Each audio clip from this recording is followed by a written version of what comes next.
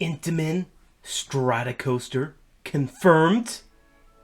No, but I'm following the theory that you have to grab people's attention within the first 5 seconds of a video.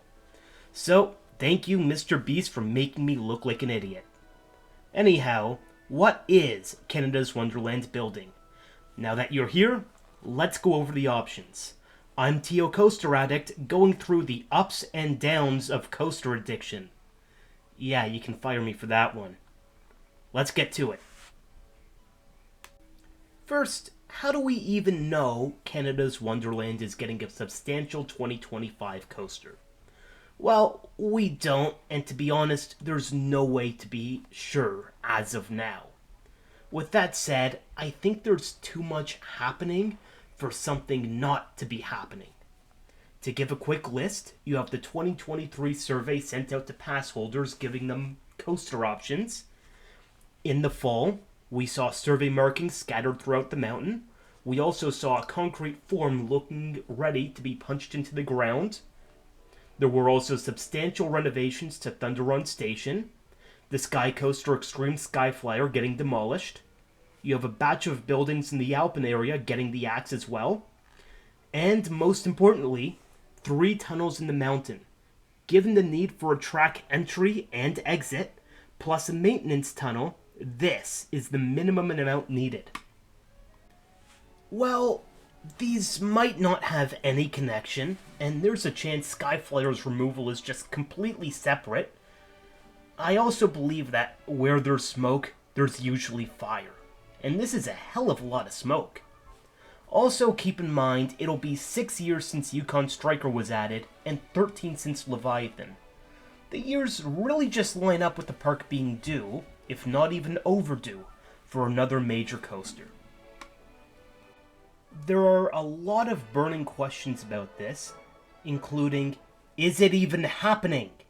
That really have yet to be answered. Now, I'm gonna go out on a limb and say this is not a family coaster. Consider Snoopy's Racing Railway was built in 2023.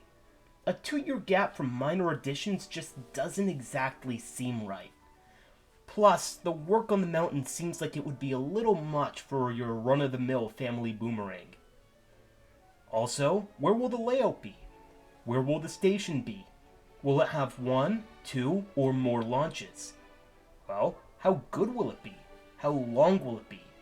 Now, unbelievably, I have answers to all of these, due to my psychic powers, or as I like to call it, gatekeeping. However, I will try to answer who is building this, and what model it may be.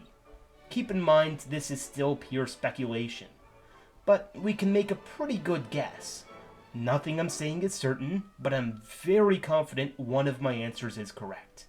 It's going to be a ton of fun seeing the project evolve during the year, even if it ends up being a letdown. Actually, scratch that.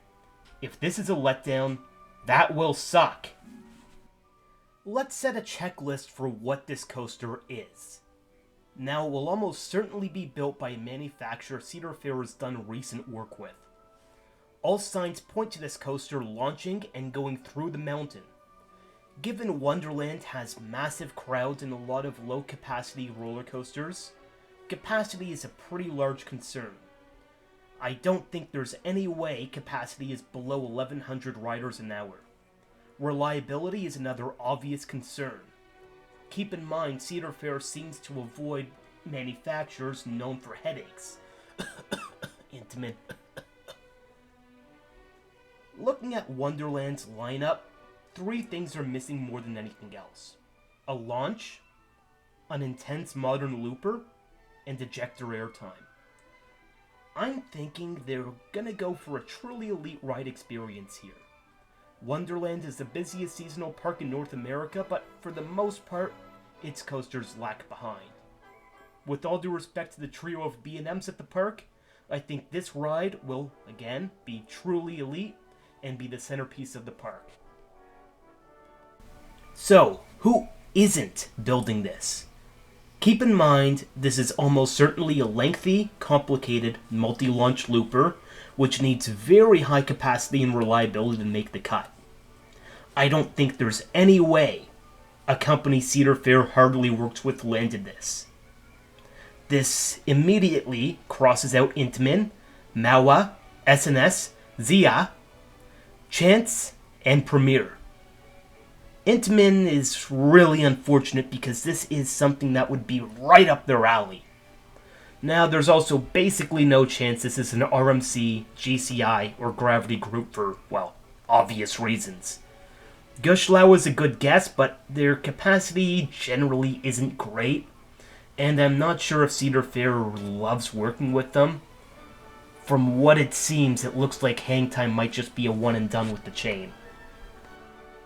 This process of elimination leaves us with 4 options, each with some benefits and some drawbacks as well. First, B&M. Simply put, if this park is building a major coaster, they're at least in the running. There's no way their bid on this project was not heavily considered. Aside from their work with the park, they've also built coasters for Cedar Fair in 2024 with Iron Menace and 2020 with the Giga Orion. B&Ms are known especially for their reliability and capacity. If B&M builds this, I would be shocked if its capacity is not above Thunderbird's 1,140 riders per hour. There are also 2 issues with B&M. First, I don't know what this ride model would be. I don't think it's a wing. It was an easy guess early on, but you've got to keep in mind the tunnel entrances currently don't look big enough. So if track is going in there, it's probably just not for a wing. An invert would be great, but it just doesn't seem to be the right fit for a project like this. I can't rule out a surf, but that also just seems like an odd fit. B&M's creativity works against them here. This leaves us with a launch-down, sit-down looper. Probably the same model as Penguin Trek at SeaWorld, hopefully with lap bars. The second issue is that, well, sad as it is to say, I'm not sure they can create a ride for this that's good enough for the project. Don't get me wrong, B&M is great, but they're still pretty new in the launch coaster game. Their layouts are pretty unoriginal, and they play a little bit too safe at times. By all means, I hope they can land this project and knock it out of the park. If they have a powerful launch and introduce us to some new elements, such as a stall, this could be their magnum opus and launch them, pun intended, into a new generation. However, I'm just not sure they will. With that said, there's absolutely still a chance, and you cannot rule them out by any means. The second option is Vekoma. Vekoma just restarted their relationship with Cedar Fair. They're slated to open up Snoopy's Soapbox Racers, say that 5 times fast, at Kings Island later this year. It's not a major project, but they're back. After many years of terrible cloned coasters, Wonderland knows this all too well, Vekoma really had a resurgence during the 2010s. They redefined their image and opened up a ton of great rides in both Asia and Europe. They're finally back on this side of the pond with multiple family boomerangs and multiple extreme coasters lined up to open within the next 2 years. There's really no downside to a new-gen Vekoma. The reliability is off the charts, and they can provide great capacity. While many of their coasters are around the 800 to 1200 rider per hour mark, Rock and Roller Coaster at Disney is at 1800 riders an hour. Their experience making these people eaters for Disney really plays to their advantage with this project. Oh yeah, and their new rides, they're world class. Between good launches, inversions, and airtime mixed in, they're just such a great fit for a project like this. Despite Vekoma's resurgence, Mach is also a really strong choice. They worked with the chain in 2019, building Copperhead Strike for Carowinds. The German manufacturer similarly has great capacity. Keep in mind the Mach family also owns Europa Park, and reliability. As great as Vekoma's stuff is, Mach might be even better. Their hypers, for example, look world class, And Ride to Happiness may very well be the global #1 right now. With that said, take that with a grain of salt. I wouldn't know. Wonderland would not be getting a hyper, however. They'll probably be in line for a striker. This new model is debuting very soon with Voltron at Europa Park, which looks like it could be the best coaster opening up this year. Plus, its capacity is 1,600 riders an hour. That's despite its train running only 16 fellas at a time. The way Mach innovates and pushes the envelope really reminds me of Intamin. Plus, they come without all the headaches. The final good option is something of a sleeper pick, Zamperla. This is, well, beyond intriguing, and at this point, they've definitely got a shot. Okay, yeah, we all know their old stuff sucks. Time Warp is literally in this park. There's another Volare, or Volero, however you say it, in North Korea of all places. I'm willing to bet Kim Jong-un uses it as a torture device. But the rumor mill has it that they're attempting to reinvent themselves, very much in the style of both Mach and Vekoma. This includes hiring many outsiders, including Valerio Ferrari, Intamin's former co-CEO.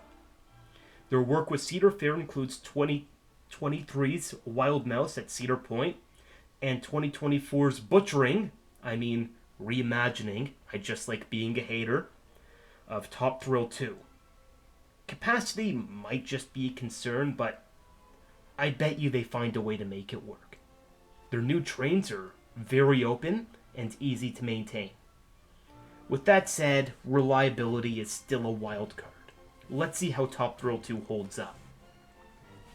My guess is that Zamperla might be providing rides at a very good price to gain steam in the market, much like RMC did with Six Flags in the 2010s.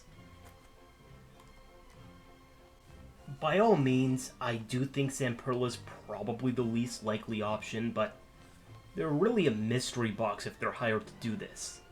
They might just cross every item off the checklist, or they might be a total bust on the project. With that said, if they're offering a great price, Cedar Fair may be enticed. This kind of scares me. I think this might just be too ambitious a project for Zamperla to go ground up on. And cheap price tags always come with the risk of something being built like crap. Looking at you, Steel Curtain. I want to see Zamperla kick some ass out there, but I think it's a little bit too early for them to do something like this. To end things off, I want to remind you all that nothing I've said is set in stone. There's a chance this ends up being some new flat ride, and I've waited countless hours speculating. There's a chance something interesting is built that's just totally different from what I'm imagining. I mean, could you picture a Mach Hyper? I can't, but that would be pretty cool. Regardless, this is my analysis of what I would expect. Again, nothing definitive, but I think Mach or Vekoma are the most likely options, and both would be a great choice. Particularly Mach. A striker in the style of Voltron just seems like the perfect fit. It would hit all the boxes. B&M can't be ruled out, but most of their models can be. And finally, Zamperla is just a total wild card, and while I think they're capable of producing something great, I wouldn't bank on it. Well, thanks for watching. If you liked this video, you'll love my other crap too. If you didn't, send your complaints to my home address pictured below. Have a great day, everybody.